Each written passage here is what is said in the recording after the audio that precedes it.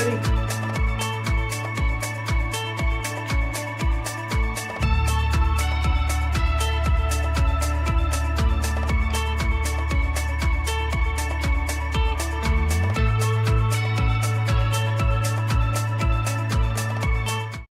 Hello and welcome, wonderful travel advisors. We have Mike Archer back this week for lesson number 5 of your sales certification course. How you doing today, Mike?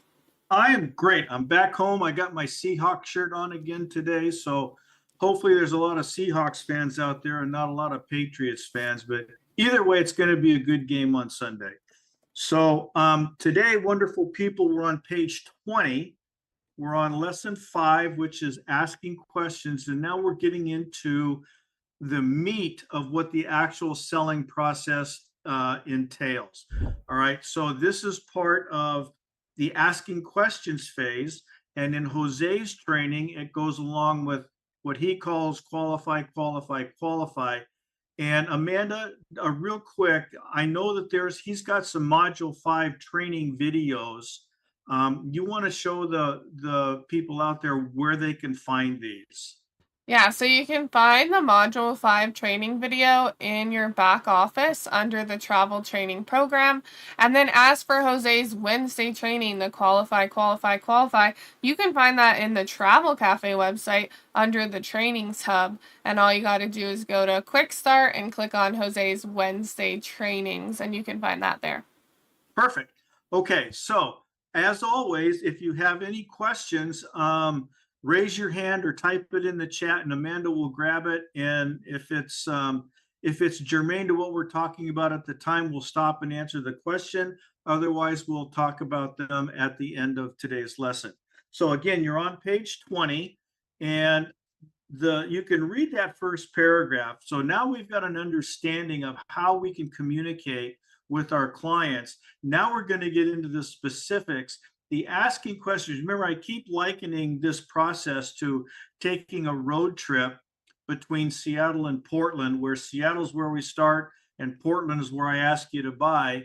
And I don't care which, we can go down I-5, we can go over the coast, we can come in through the Columbia River Gorge. I don't care, because I'm the navigator, I have the map, and the map is my questions. So that's what we're going to talk about today. We're going to build your map for how you want to go from Seattle to Portland with your client. Because I want you to remember, I want you to look at the very last sentence in that first paragraph, and I want you to highlight it. It says, remember, you control the conversations by the questions you ask, not by the statements you make. You're going to get an opportunity to get your story out when you are talking, when it's your turn to present. So now it's your turn to find out what it is they want to buy, so that you can plot the map, and then you get to tell them how to drive, which route to take in order to get to where you want to go. So, but the first thing we have to do, and these are the steps: pre-call planning, agenda, bridge, types of questions. So the first thing you have to do is, in your pre-call planning, is what is it that I want to accomplish in this meeting? All right. So that's called setting the agenda. What is it that you want to get done when you get to this meeting? And part of it is, remember when we talked about that initial benefit statement last week, this is where that comes into play, because you can embellish on that a little bit by telling them, okay, here's what we're going to do today. And then you're going to, once you figure out what it is you want to do, then you're going to set the agenda. All right. So setting the agenda, there's 4 parts to this, and it's very, very important. Number 1, you're going to ask this, you're going to tell them, this is what I'm going to need to ask you in order for me to be of help to you. All right. What I need to know. Is there anything else I need to know? And we're going to constantly come back to this, is there anything else question, a lot.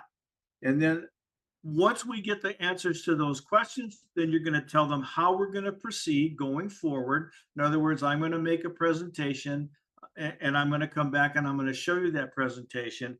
And then the critical piece to this is how much time I've allotted for this process today. Is that okay?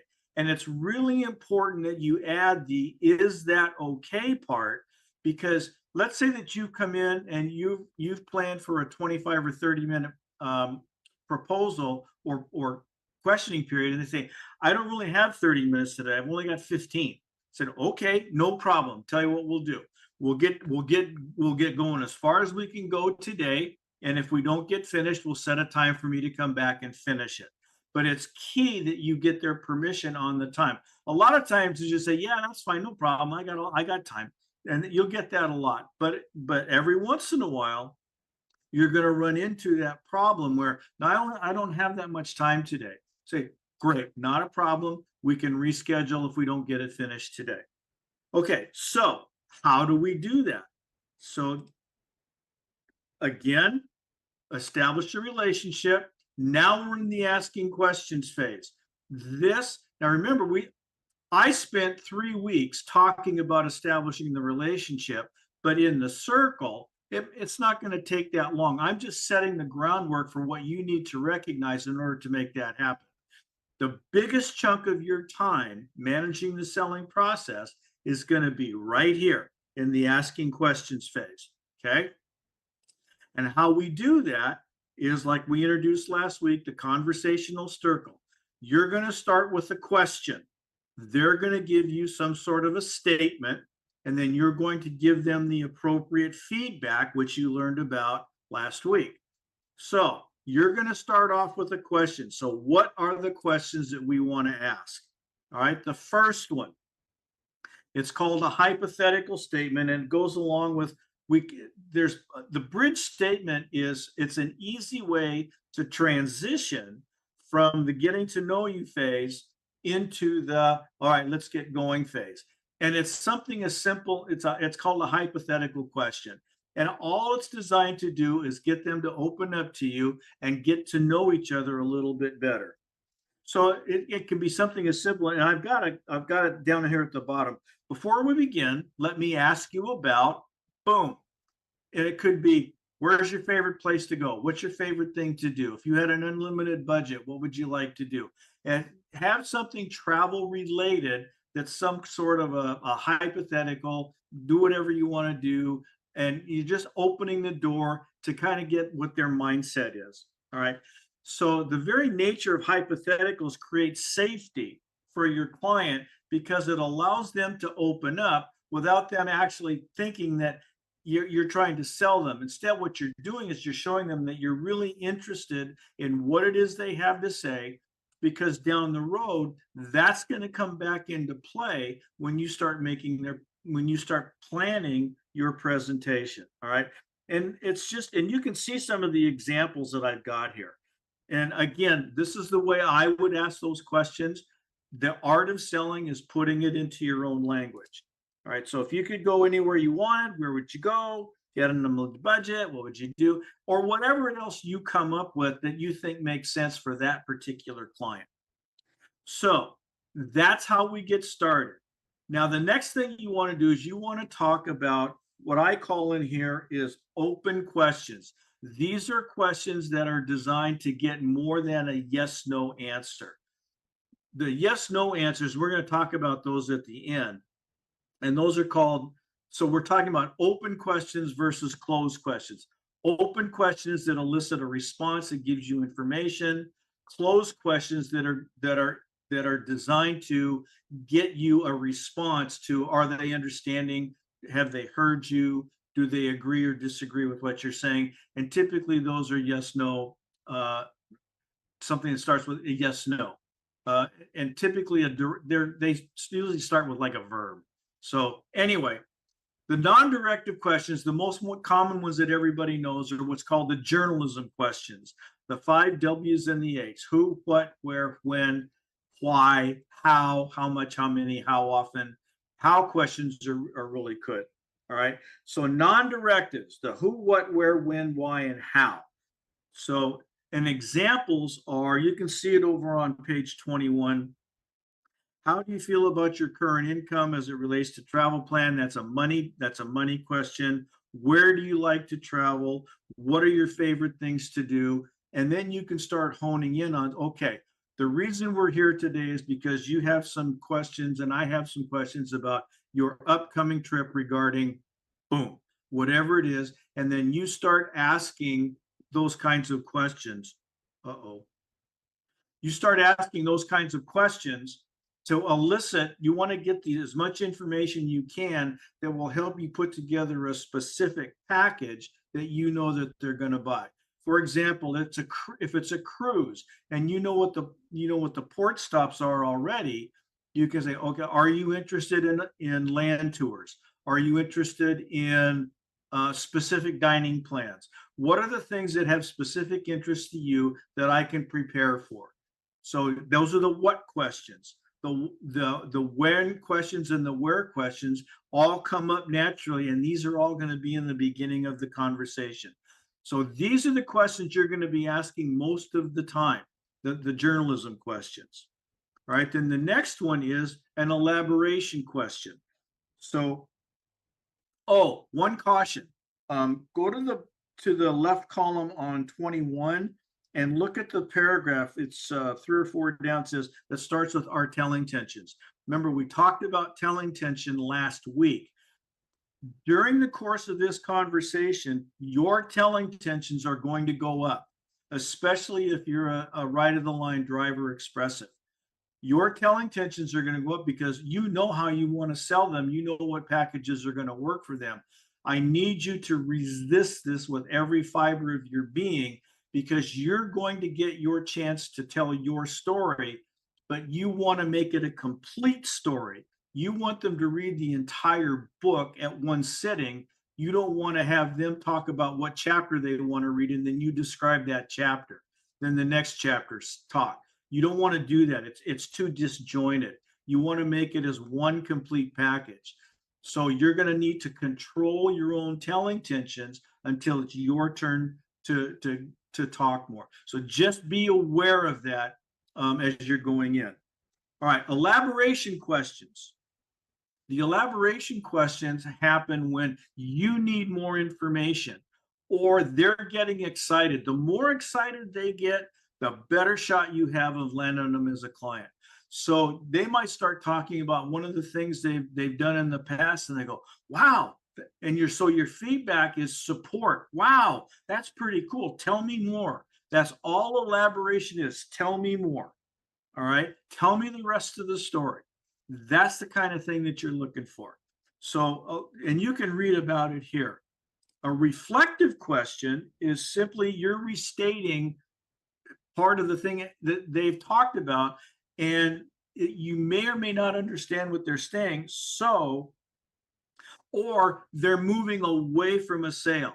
So a reflective question is where you reflect back to them something that you need to get more information about. For example, let's say that you're not in your travel selling phase, but you're in your recruiting phase, and you're talking to somebody about becoming an evolution agent. And you, in the process, you tell them about it's an MLM and and they're probably their only experience with a multi-level marketing plan is Amway. And a lot of people have bad taste in their mouth about Amway. So they're going to say, you know what? I don't like the MLM process. Oh, the MLM process? And then just shut up. Just reflect it back to them, because you don't know why they don't like that process. You need to find out why. The best way to do that is not to respond to them, but to just go, there's two of these. One is called why is that? Wit, why is that? Or just reflect it back to them. Oh, why is that? So then all you need to do is just talk to them about what's going on. Hold on a second. I got a problem here. Amanda, how do I turn off captions?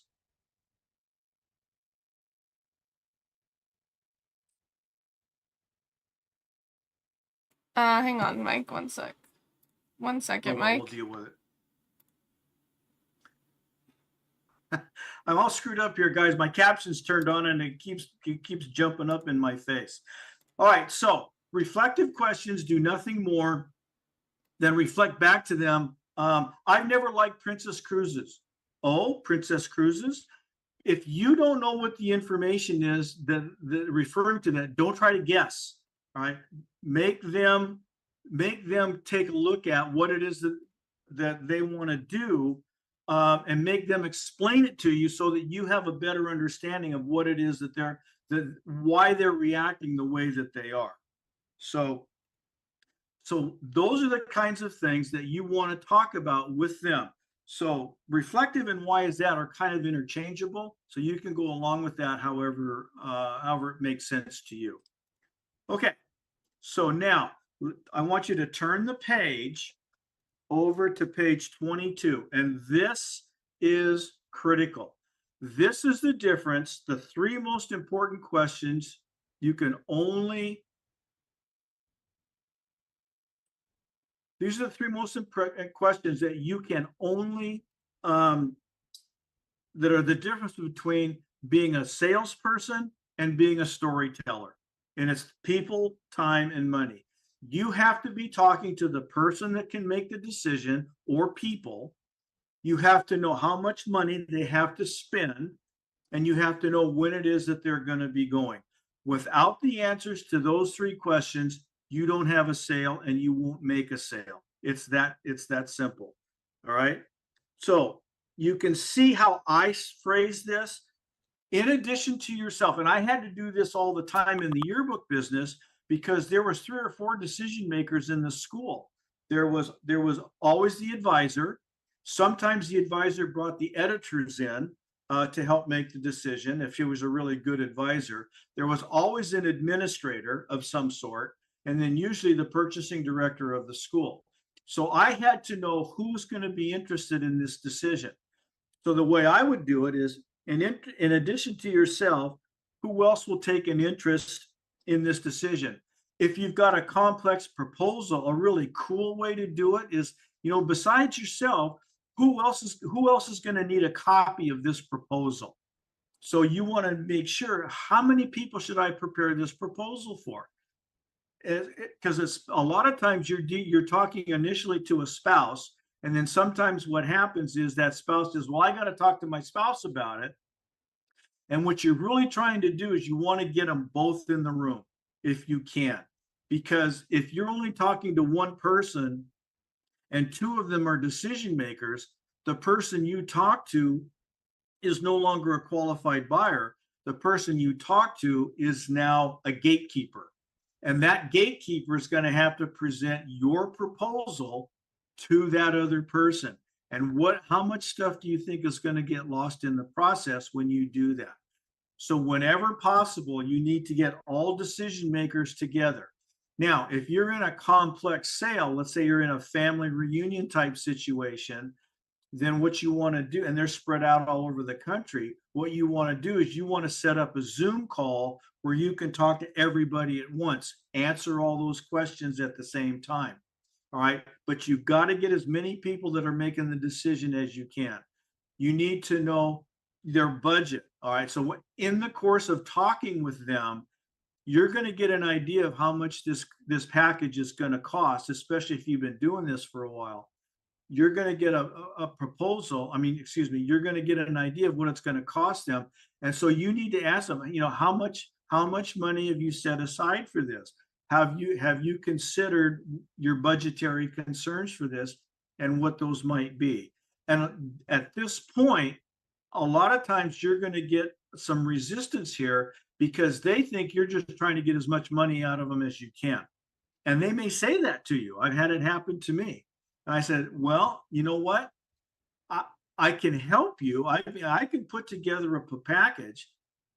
But if I put together a package on everything you want, on the way you want it to happen, and it comes in $5,000 or $6,000 over what you expected to spend, we have a mutual problem. I've given you what you want, but you don't have the money to pay for that. I'm not going to, this is where the trust factor comes in. I'm trying to build some trust here, and you just need to trust my ability to give you the biggest bang for your buck. And I'm going to come in with a couple of options. As long as if you want to give me a range of your budget, that's fine. If you want to spend between $8,000 and $10,000, I can work with that. If you have a specific number of mine, all that does is it helps me give you the biggest bang for your buck. So I'll work with whatever number you give me. Okay. And it's that simple. You just need to ease their concerns about you're gonna try to gouge them. However you want to phrase it is up to you. And then finally, let's say that they're not going to make that. Let's say that this family union is a year out. So you need to know when that is so that you can plan for, because a lot of times things that you are talking about, the travel business has a lot of deals going on all the time, and those deals are finite. So you know that if they're not going to travel for 6 or 7 months, the deals that are in place today aren't going to work for them. So that's why the timing issue is important. And again, you can't, if you do not ask these 3 questions, you are not a salesperson. You're simply a storyteller. And I can't say that enough. All right. So the people, time, and money, there they are. Should have gone through the stuff. Okay, so now the process of selling. Let's say that you have done all of your homework. You've asked all the questions that you needed to ask. There's still one more thing that you need to do because you think you may have enough information to make a sale, but you need to verify that. So in your summary statement, and you're going to make a summary statement, all right? The closed questions we'll get to in a minute because those closed questions, the closed questions come in where you look at say, okay, we've talked about this, and this. Have I covered everything? Yes or no? Do you understand what we're talking about here? Do you have any questions? Whatever it is, those are your closed questions. Those are designed to come at the end of the interview process, the end of the selling process. Are you ready to make a move here? Yes or no? So the summary statement always comes back to, is there anything else?